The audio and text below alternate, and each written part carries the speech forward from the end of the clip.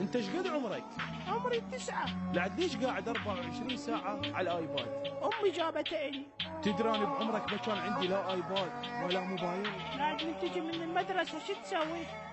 شنو شو اسوي؟ يعني شلون تقضي وقتك؟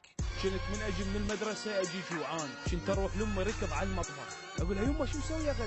فكنت اتغدى واشبع وارتاح، ورا ما ارتاح اهلي ينامون، اغلبيتهم كانوا الظهر ينامون، فانا كنت اقعد اكتب الواجب لحد ما تصير دنيا العصر العب دعابل ويا اصدقائي، واحيانا اقعد اصمم او ابتكر شغلات، لعلمك انا مقهور عليك لان ما قاعد تحس بعمرك اللي انت بيه، التليفون اللي بيدك ماخذ كل وقت، ما قاعد يخليك تستمتع بهذا عمرك.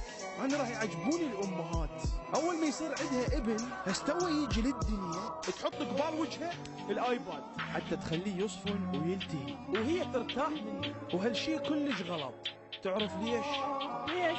ما اقدر اقول لك ليش، لان انت بهذا العمر ما راح تفهمني. يعني شو اقول لك؟ اقول لك الخمول وقله الحركه مو زينه على عمرك بسبب الايباد، لو انعزالك عن العالم الخارجي بسبب الايباد، لو ماكو واحد مفرغ لك من وقته شويه يقعد يلعب ويضحك وياك وينصحك بسبب الايباد، لو احكي على الاشياء المو زينه اللي ممكن تتعلمها من التيك توك اللي انت 24 ساعه صافن عليه، لو قله المراقبه من اهلك، شو احكي انت كل شيء ما راح تفتهم. بس مرات تطلع لي اشياء مفيدة.